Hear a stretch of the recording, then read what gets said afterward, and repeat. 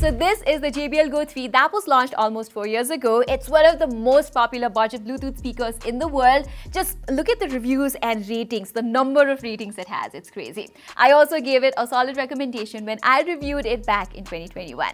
And this is the newly launched JBL Go 4 that is available for some $50 in the US.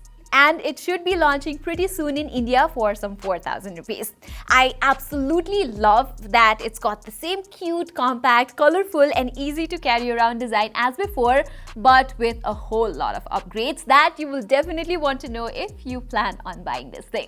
So stick around till the end of this video if you want to know all the details. Okay, let's start with the design. And compared to the JBL Go 3, I like how JBL has gone with a more streamlined and a more modern look this time, including this sewn-in loop which has gotten a lot slimmer here. The Go 4 is just a little bit wider and a little bit lighter, but that's not something that you are going to notice in everyday use at all. It's still every bit as rugged as the Go 3 to handle all your rough and tumbles, and by the way, it is also IP67 dust and water resistant. While there's also this new button which I'll talk about in just a minute. Anyway, for volume indicator, it lights up white when it has enough power and flashes red in case of low battery. To know the exact percentage, the Go 4 now has app support where you can see the exact battery percentage and a lot more as well. As for connectivity, it supports Bluetooth 5.3 and not the newer Bluetooth 5.4 standard, although I don't think it's a big deal at all, since most of the Bluetooth 5.4's new features don't make such a difference on consumer electronic products like a portable speaker anyway. Bluetooth 5.3 is perfectly reliable as far as range, power and efficiency and all that go, and I face zero connection drop issues with the JBL Go 4, so no issues on that part. I could have my phone 2 rooms away and the Go 4 would still play my music without breaking up the audio, so as I said, no issues.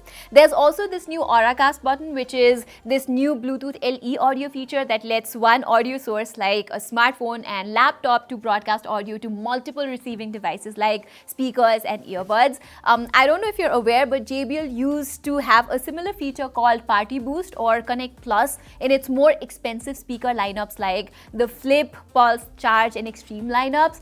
But I am actually happy to see that JBL did not leave it out on this budget speaker like the Go 4 this time. And using it is super easy as well. You just need to press the AuraCast button on the main speaker followed by secondary speakers that support AuraCast, and bam, you are good to go. And of course, besides this, you can pair 2 Go 4s for a stereo sound system as well.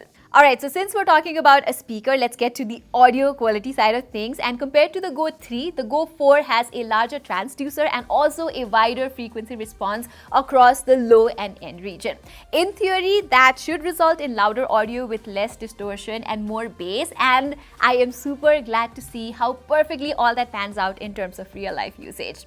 The Go 4 clearly sounds louder, fuller with an enveloping, energetic bass that makes listening to most genres of music very, very pleasing. Mainly when it comes to something like hip-hop and rock, where bass is a crucial part of the mix. I actually don't even feel like giving a specific example because the bass response on the Go 4 is so much nicer than the Go 3, it's not even a competition. Besides bass, I found the Go 4 to be doing better in terms of trebles and higher frequencies too. That means those bright, sparkly notes in your favorite songs come alive more pronounced on the Go 4 as well. Like in one of my favorite Led Zeppelin tracks, Achilles' Last Stand for example, John Bonham's subtle hi-hat hits throughout the song is practically inaudible on the Go 3, whereas the JBL Go 4 manages to reproduce them almost flawlessly. But I've got to admit, I actually prefer the Go 3 when it comes to the mid frequencies, especially with the vocals. So in folk, acoustic songs where the vocals take the spotlight more than anything else, I don't know how else to describe it, but on the Go 4, it sounds like the singer is a little too close to the microphone somehow, whereas the Go 3 preserves the natural timbre of the voice better somehow. But hold on, there is nothing to worry about because this new one also has app support here, where JBL lets me choose from multiple equalizer presets with a single click, or I can even create one on my own, which is totally up to me. On that note, the JBL Go 4 also has this new feature called Playtime Boost. It's supposed to increase the battery life by around 2 hours, although I will not suggest you turn that on at all because that extra couple of hours of listening time is not worth it considering the absolute downgrade in the audio quality anxiety that it causes. First of all, it disables any kind of equalizer setting that you might have set, and more importantly, it strips away that one thing JBL Go 4 is good at, the bass. And what you get is this thin, shouty sound that could very well ruin the essence of the song that you previously were enjoying so much. If you ask me, the fact that JBL has managed to bump the playtime from 5 hours on the Go 3 to 7 hours on the Go 4 without making it significantly bulkier is impressive by itself, and keeping the volume at around 80%, it easily lasted me around 6 hours. That said, charging it from 0 to 100% takes long 3 hours, since it only still supports 5 watt of charging. So yeah, with everything that I've said until now, it's easy to conclude that the JBL Go 4 is a fantastic budget speaker.